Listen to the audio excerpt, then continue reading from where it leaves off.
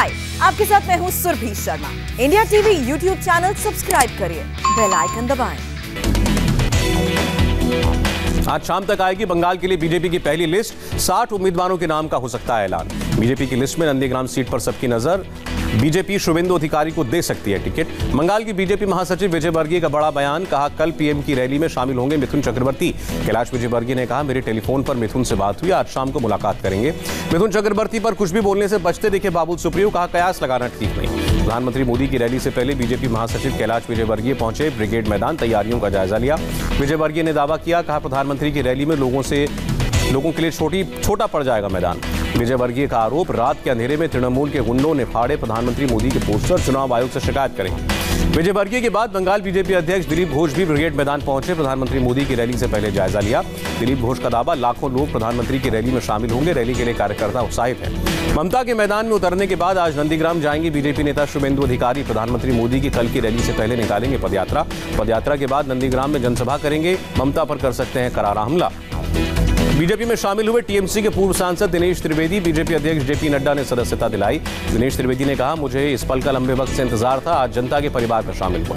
दिनेश त्रिवेदी ने बीजेपी में शामिल होते ही तृणमूल पर हमला बोला, कहा टीएमसी में परिवार की पूजा होती है। दिनेश त्रिवेदी ने कहा टीएमसी में तंग आ गया था, बिन कमीशन दिए कोई काम नहीं होता। दिनेश त्रिवेदी ने प्रधानमंत्री की तारीफ की, कहा प्रधानमंत्री के नेतृत्व में देश सुरक्षित, पड़ोसी देश भी भारत को गंभीरता से ले रहे हैं। जेपी नड्डा ने की दिनेश त्रिवेदी की तारीफ, कहा आप सही पार्टी में आए हैं, पहले गलत पार्टी में थे। जेपी नड्डा ने कहा दिनेश त्रिवेदी का राजनीति का लंबा अनुभव, लंबी वैचारिक यात्रा करके बीजेपी में आए।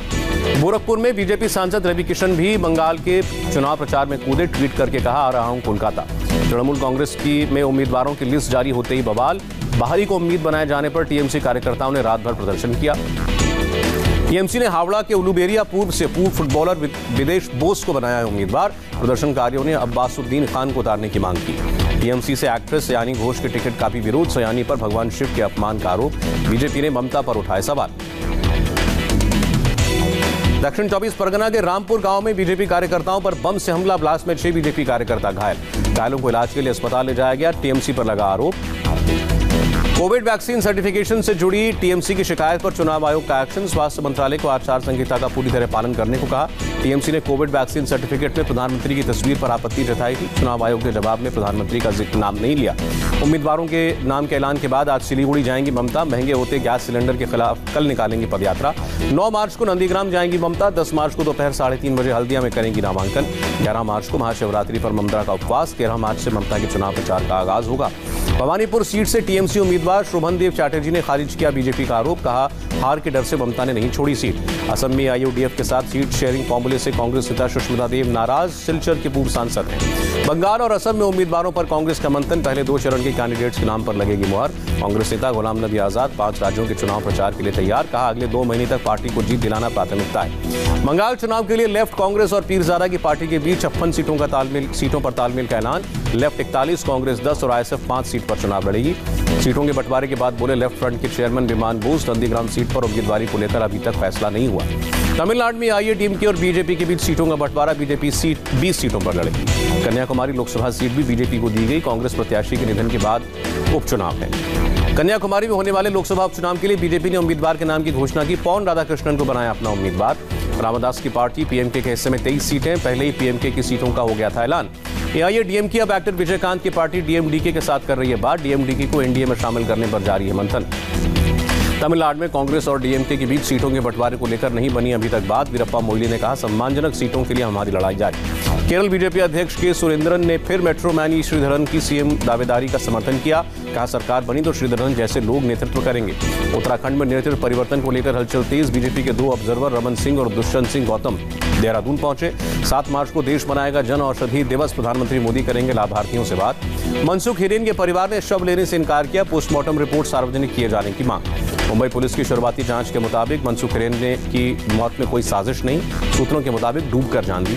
मनसुख हिरेन के घर पहुंची मुंबई पुलिस क्राइम ब्रांच की टीम, परिवार वालों का बयान लिया। एटीएस की टीम पहुंची थाने, मनसुख हिरेन के शव की जगह की पड़ताल की। मनसुख हिरेन की मौत की जांच पर बोले शिवसेना के नेता संजय राउत, सच्चाई का पता लगाना महाअघाड़ी सरकार की प्रतिष्ठा और छवि के लिए महत्वपूर्ण। महाराष्ट्र एटीएस ने मनसुख केस की जांच शुरू की, घटनास्थल का मुआयना किया। मनसुख हिरेन की पत्नी विमला ने कहा मेरे पति खुदकुशी नहीं कर सकते, उनकी मौत की जांच हो। किसान आंदोलन के 100 दिन पूरे, सोनीपत के कोंडली में किसानों ने जाम किया ईस्टर्न पेरिफेरल एक्सप्रेस वे। किसानों ने पंजाब, हरियाणा और यूपी के महत्वपूर्ण एक्सप्रेसवे को 5 घंटे जाम करने का ऐलान किया। पलवल में वेस्टर्न पेरिफेरल एक्सप्रेसवे पर लगाया जाम। हरियाणा के पलवल में आंदोलनकारी किसानों के जाम से वेस्टर्न एक्सप्रेसवे पर फंसे किसान, शाम 4 बजे तक चलेगा जाम। यूपी के नोएडा में भी किसानों का प्रदर्शन, ईस्टर्न एक्सप्रेसवे को जाम किया। राहुल गांधी का निशाना, ट्वीट करके कहा अन्नदाता मांगे अधिकार, सरकार करे अत्याचार। इनकम टैक्स छापे पर तापसी पन्नू ने चुप्पी तोड़ी, ट्वीट करके कहा इतनी सस्ती भी नहीं, पेरिस में मेरे नाम में कोई बंगला भी नहीं।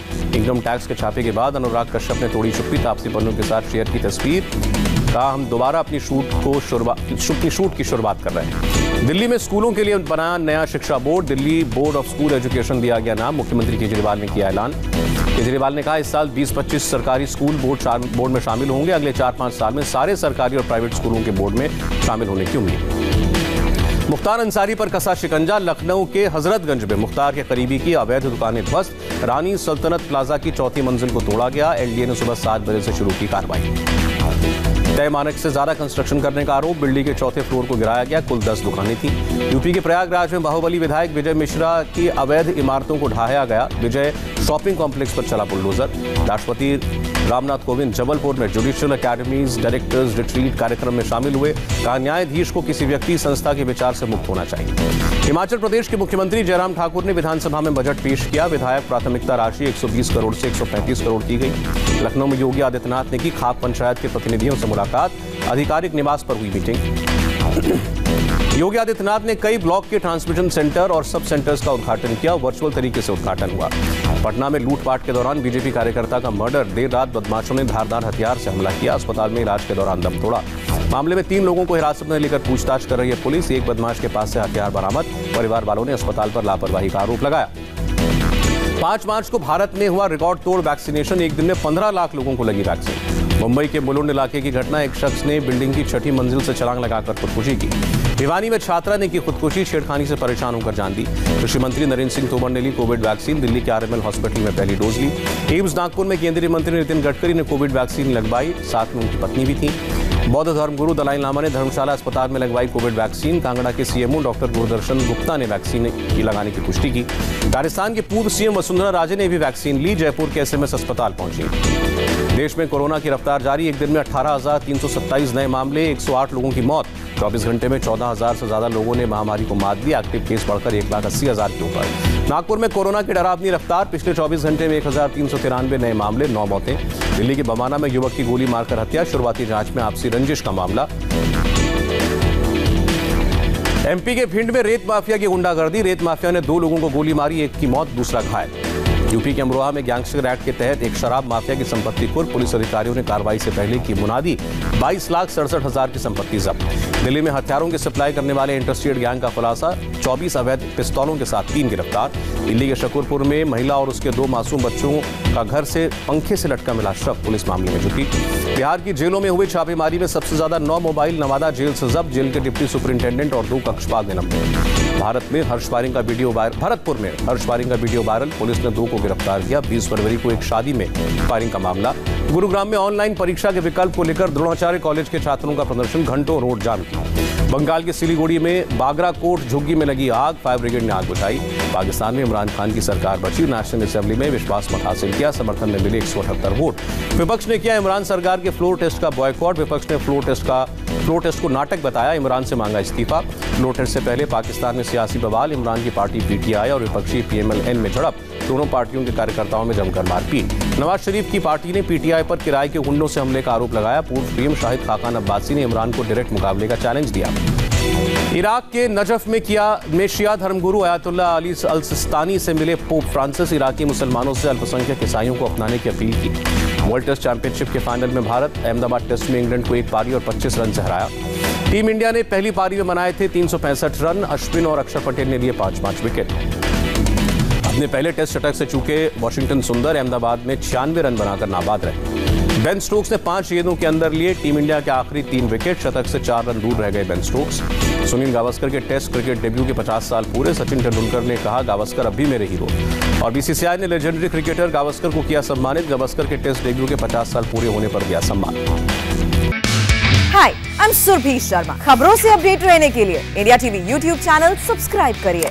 साथ में बेल आइकन जरूर दबाएं। जुड़े रहें इंडिया टीवी के साथ।